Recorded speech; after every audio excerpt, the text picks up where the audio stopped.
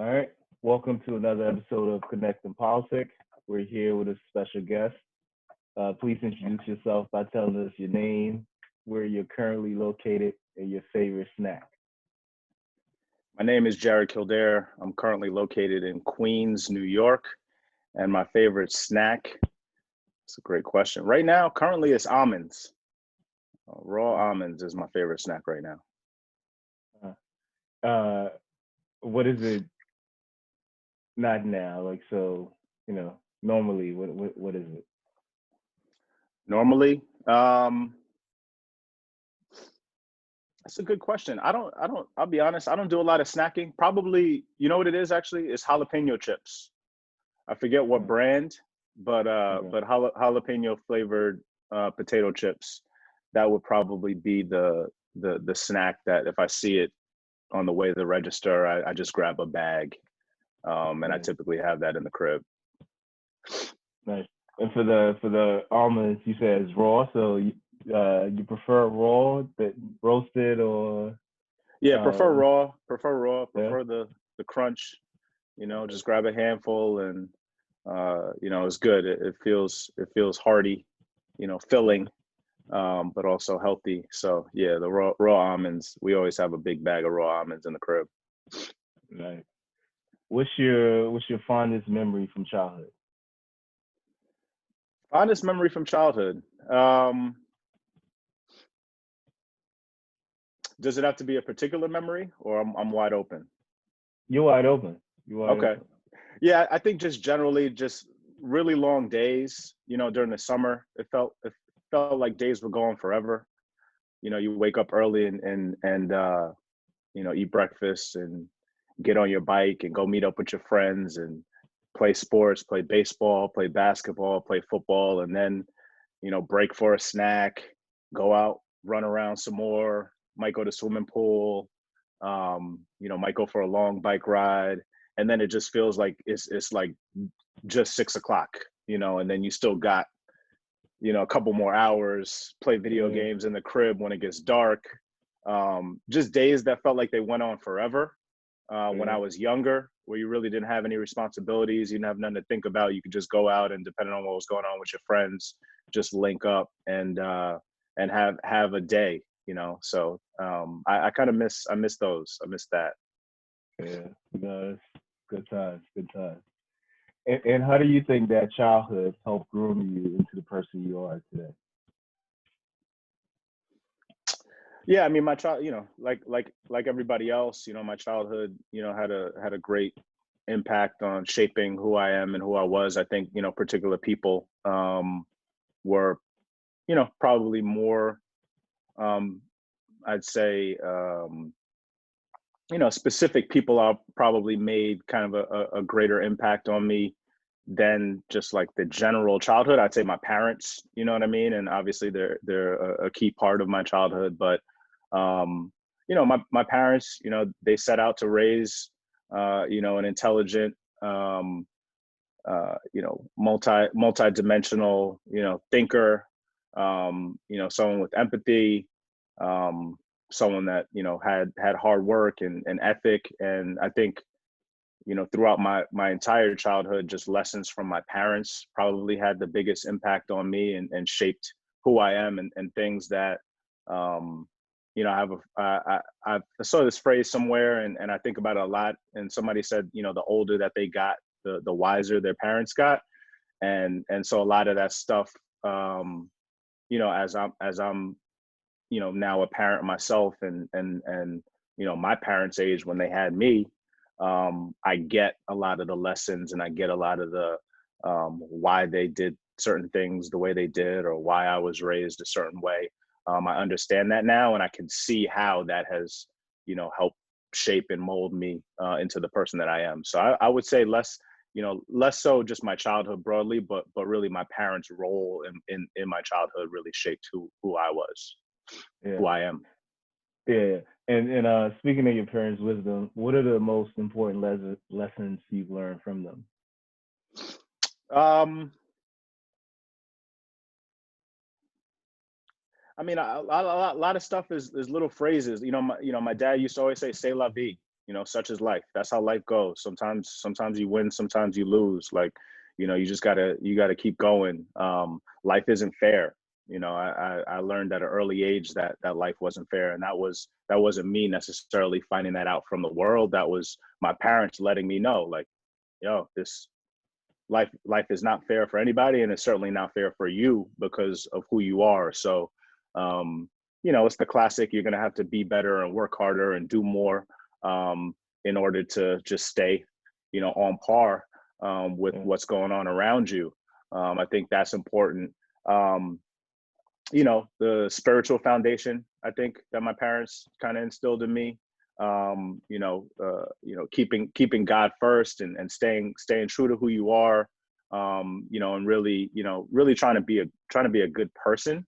I think that's something that's stuck with me, and I feel fortunate that, I don't know of any enemies that I have to this day. And I think that's largely a result of me just trying to generally be a good person, from seeing my parents do that, seeing my parents take care of, older family members and friends, and kind of sacrificing their time and their energy.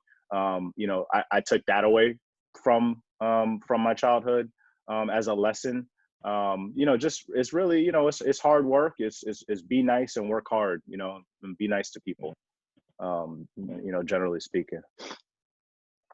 A lot of valuable lessons from Hmm. the OGs. What's something in life that you're not willing to live without?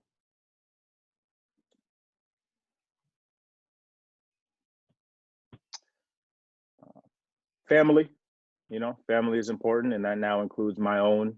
Um, you know, um, you don't really have a choice whether you can live with or without, at a certain point. But right now, that's something that, I feel is just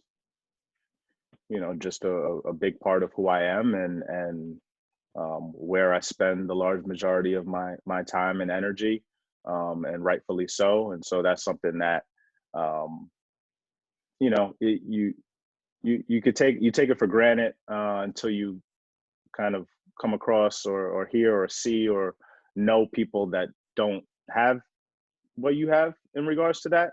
And, as I've gotten older, seeing people, who wish they had spent more time with their family, wish they had spent more time with, and I consider friends an extension of that, as well. So, that's really something that I feel like I'm good without anything else. As long as I have, family and really close Yeah. friends, I'm good. There's not many other things that I can say that about. So that would probably be the biggest thing for me. Yeah. What are your favorite things to do for self care? Self-care, um, drink water.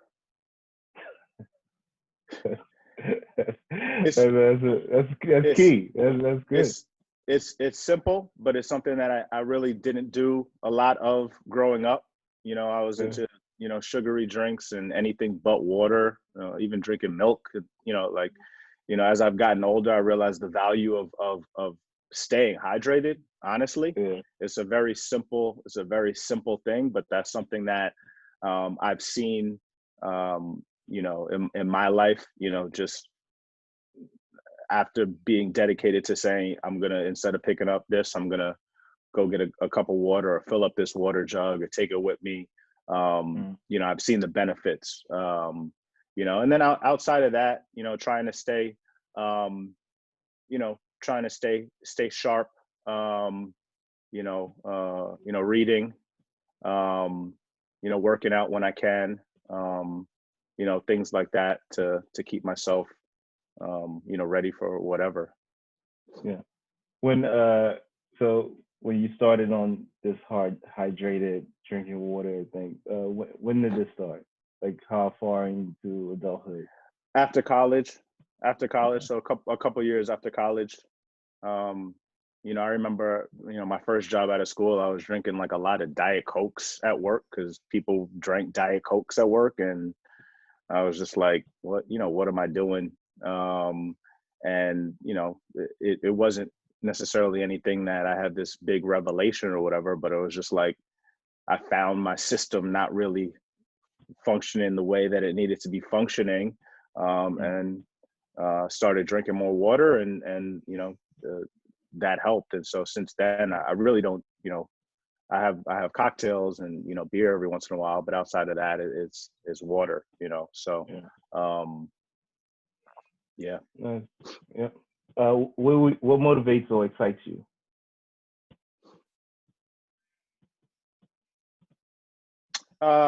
Family like my own, you know, um, getting up and going and getting it for them, understanding that I have responsibilities.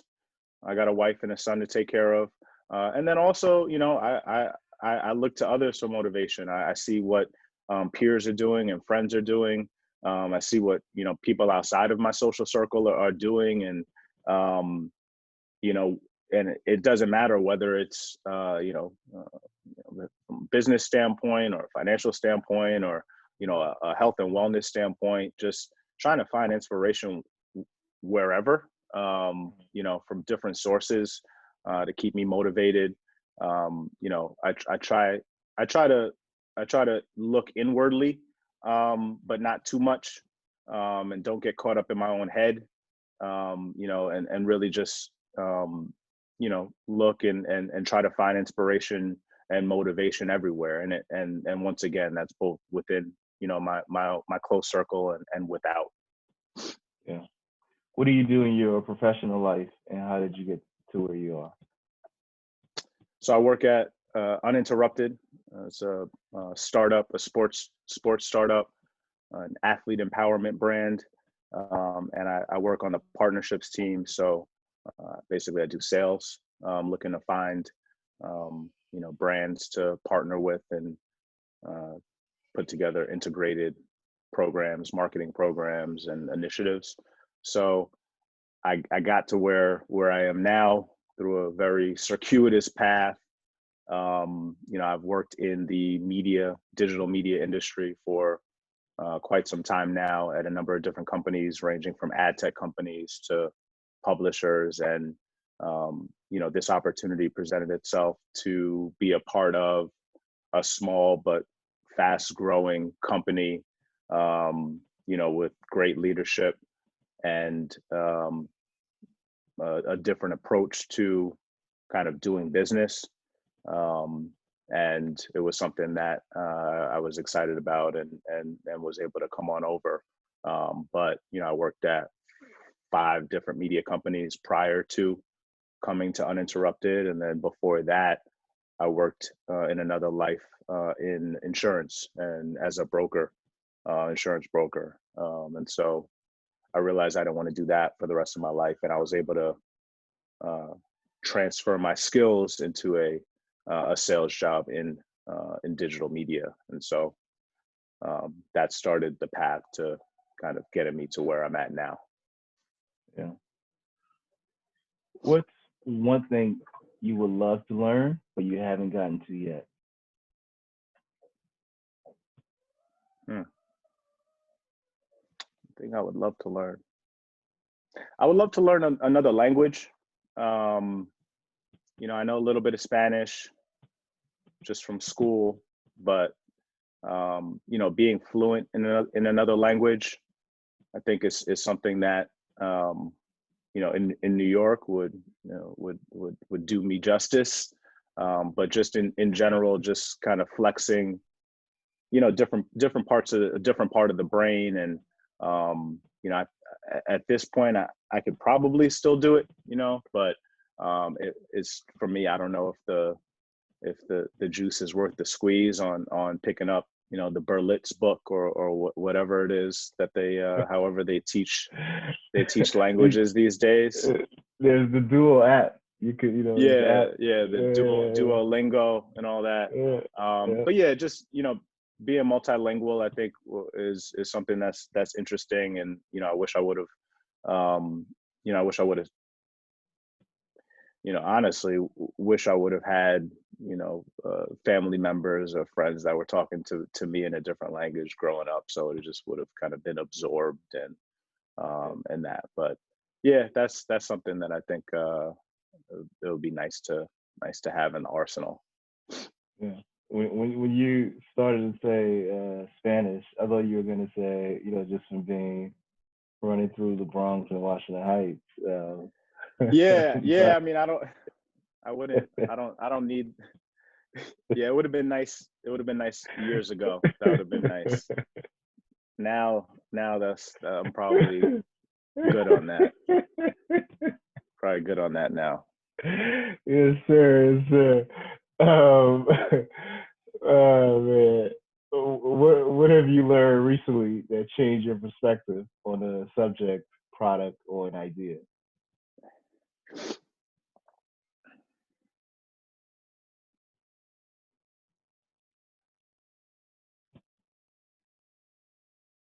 I think I learned recently that that this pandemic is changing life forever. It's not something that's just going to go away and things will be back to normal. I think um, in watching television and reading newspapers and articles and listening to things, um, you know, a lot of the experts are saying that life is now changed, in the U.S. and internationally forever as a result of this, and I think um, that's really powerful, Mm, kind of a powerful concept to think about um, that we're living in an era of massive change that we don't know what things are going to look like on the other side. yeah, We don't know when the other side is what the other side even means to a certain extent. I think there's so much unknown. Um, so that's something very recently that I've kind of said, oh, okay, well yeah, heard it again, heard it. Yeah, okay, well, read this and this article saying this, and they've the studies are showing this, and whereas before it was kind of like, all right, let's hunker down for a couple months, and then once we get out, boom, we're back on the subway, back to work, back to school, back to the concert and the baseball game and all of that. But that's not what they're forecasting to happen. yeah, It's going to be a long, arduous road to getting back to any semblance of normalcy. If if kind of the prior life is what you consider normal. So yeah, so that was something very recently that I was like, huh, okay, yeah, well, let's get it, let's figure it out. yeah, yeah, yeah. Can you think of any advice you'll give your younger self? Um, yeah, I mean, save more money. It's like during a time like this, cash is king right now in the time we're living in. But generally speaking, cash is king. And so, I would say, save more and spend less. Um, it's stuff that you hear from folks that are wiser than you that know it. But when you're in it, you don't really have an appreciation for it. So I would say, um, definitely, focus on putting your money in places that is going to grow and not, shrink, honestly. Yeah. So on that same idea, what's the best advice you've received? Best advice I've received. Um,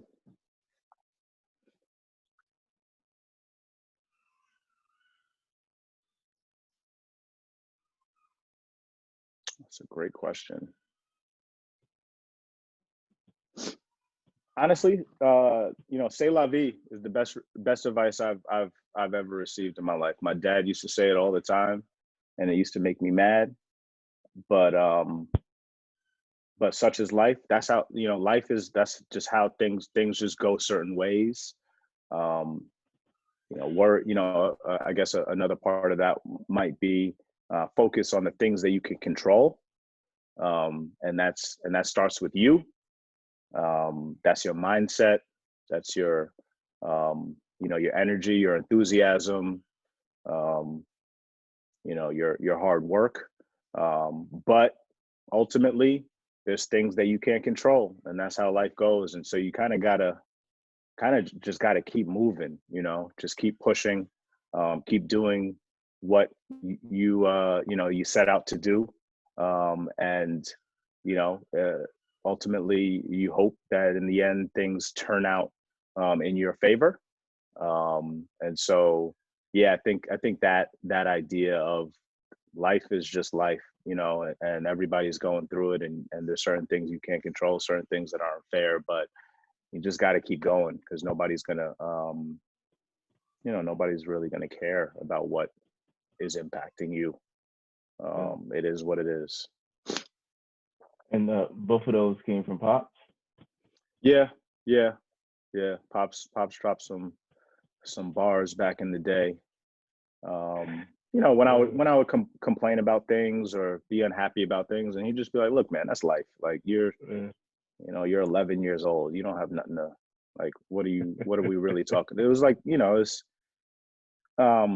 tough. It's tough love, and I think it. I Yeah. think Yeah. it. I think it. I think if you have the capacity to absorb it and understand it and kind of push through it, like it'll help prepare you for you know being an adult in this world and have responsibilities and having to figure things out on your own. And so I was well equipped in my childhood with um, the tools to succeed, and tough love was a big part of that. Yeah. Speaking of tough love, what's the toughest thing you've had to endure and or tackle, and what helped you get through it?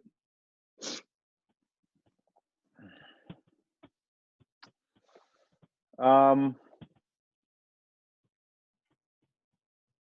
that's a good question. Um, Honestly, the toughest thing that I've had to endure was, my wife going through some sickness and being very, very, very, very sick. Um, and me needing to be there for her and support her, but not being able to do anything about it myself. And so coming to terms with how do I how do I support her in a way that's going to help us get through this and help her get through this, um, without being able to will things into existence or will us through.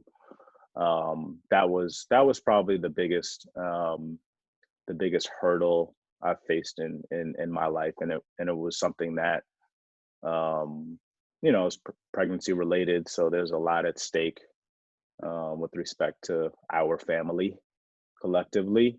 And so not being able to control the situation was difficult, but then also, obviously of chief importance was finding the right way to support her through that. And the way that we both got through it was talking to a lot of people that we trust, both collectively and separately, praying, and just kind of, um, you know, I don't say hoping for the best, but really doing everything that we could to get through it. And so for me, as the head of the household and as someone who needed to be her stability, finding the right way to be supportive, and that's you know tapping into different types of emotional intelligence and psychology. It's a lot of different complicated things that you have to kind of work through. And so for me, that was very tough, Yeah. figuring that out, and here we are. Nice. What makes you happy? Being around happy people, to be honest, being around happy people. I enjoy company and hanging out and spending time and different experiences. whether it's um, whether it's playing board games or watching movies or working out or traveling, you know, being around other people that have that same enthusiasm for whatever you're doing. I think just once again another lesson. I don't want to say a lesson, but something that I've tried to pay more attention to as I've gotten older, and is really about just keeping good energy around. And so Mm-hmm. I'm happy when there's good energy around. When the energy is off or the energy is funky or is sideways, I'm kind of like, just like, you know. But You're, when the energy you're is, looking for the exit door when the energy's not right. yeah, it's miserable. It's not. It's just like, it's just draining. I don't have, Yeah. everybody, works and has to deal with things that can be draining. And so um, I'm happy when I don't have to be around that, and when I can be around other happy people, enthusiastic people, and people that are, honestly, when I'm getting energy, Yeah. when I'm getting energy, and good energy, that's when I'm happy. And so I try to create those situations, or try to find that, try to hold on to that, try to value that, because once again, that there's a lot that can impact your mood, or your attitude, external forces. And so I try to keep those negative external forces at bay, and be around positive external forces, and that's what makes me happy. What so on that topic, what qualities or character traits do you admire in other people? Perseverance, I think, is one that I think that's an underrated, character trait. Um, there's all these phrases. It's not who's the smartest, it's who's the hardest working, or not who's the most talented. It's who's the hardest working, who's the just perseverance and grit. you know Yeah. I respect that a lot. I respect people that um, earn things, because um, things that are earned, show that there was some work that was done, and there was perseverance that needed to happen to get to that point. And so I'd say, perseverance and hard work as a part of that is probably something that I really admire, and that I use for my own inspiration, and that I use to kind of push me. When you ask about, what inspires you, like seeing other people grinding and growing and pushing through, that gives me the energy to do the same in my own life. Nice. So for a fun question, if you won the lottery tomorrow, what would you do?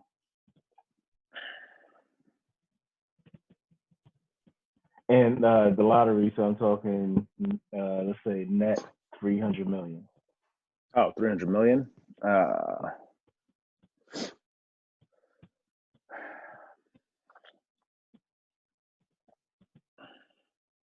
I make sure my family is set up, nice, taken care of, mortgages are paid off, you know, um, things like that. Um, you know, make sure everybody around me is good and doesn't have to worry about whatever they might be worrying about, whether it's with respect to finances. Um, and then from there, I buy some toys. I'd enjoy it. Um, I'd enjoy it.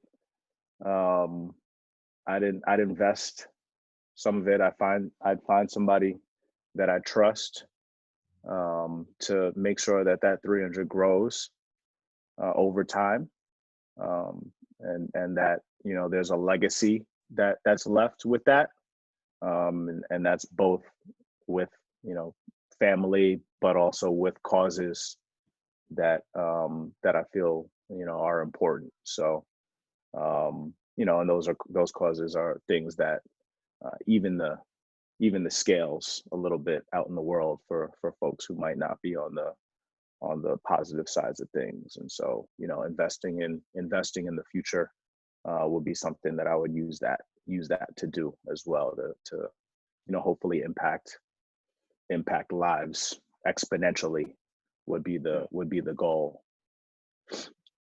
And so you said toys. When you say toys, what are 2 or 3 toys you're talking about?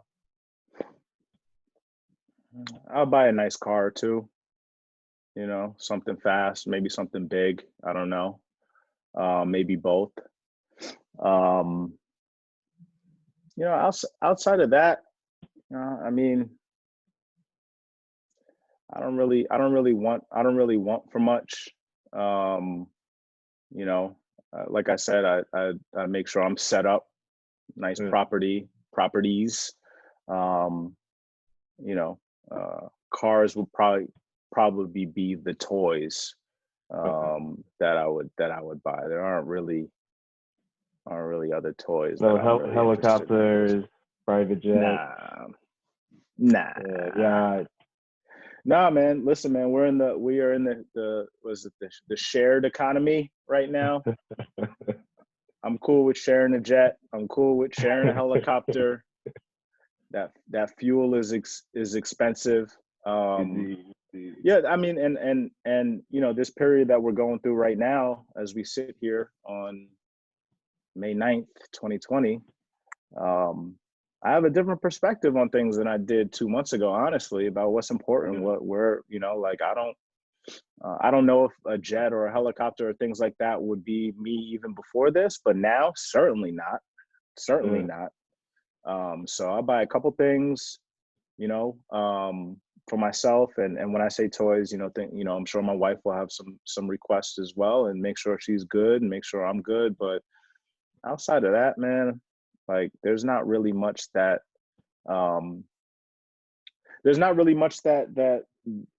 I could buy that excites me in a way that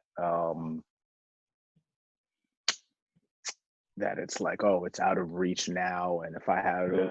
$300 million, I would get it. Like if I could buy experiences, like fly, like do my wedding again, you know what I mean, like Yeah. things like that, Yeah. like I would do Yeah. that, like, you know, buy out a resort somewhere, and like, you know, like that type of balling, you know what I mean, but Yeah. not, Yeah. you know, I would do it with everybody that I love, and make sure people don't have to worry about nothing, and like just go out and enjoy and unwind, and like a retreat. Like I would do something Yeah. like that.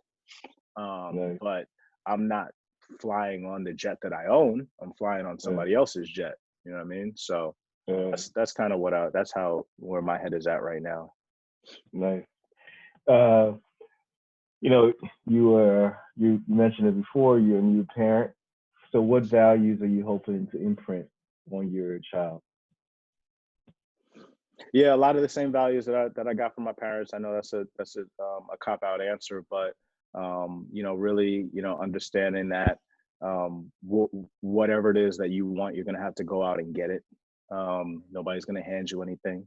You're gonna need to work for everything that you get or acquire or accomplish. Um, you know, just understand the value of hard work, understand the value of a dollar, all the traditional stuff that um, you know, that's been passed down from generation to generation. Um, you know, I would like you know, I'd like my child and my children to once again, you know, be intelligent, be empathetic, um, really be, you know, well-rounded, you know, experience different things, you know, really, um, you know, have a well-rounded outlook on the world, and be someone who's looking to make an impact in one way or another. Um, so that's really what I'm trying to what I want my kids to grow up to, you know, do and be. How do you define success?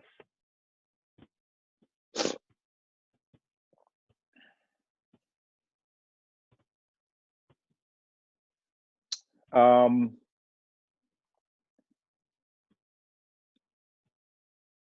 It's a great question.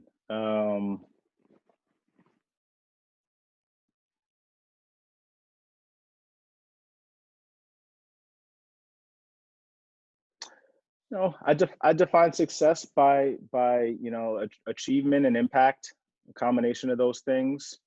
Um, I think once again, I think achievement shows that you've done some things, you've accomplished some things, by I guess worldly standards.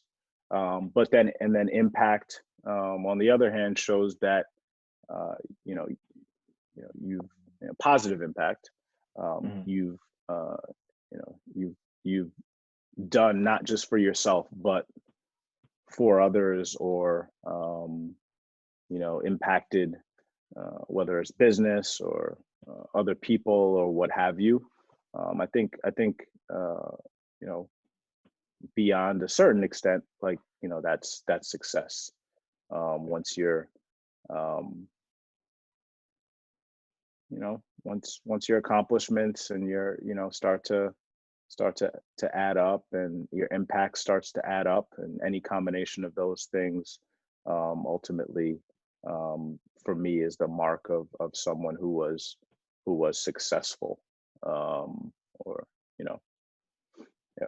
Yeah. No, that's a great way to end. We connected, we politic, and we will definitely do this again in the near future. Thanks a bunch. Love it. Thanks, bro. Thank you.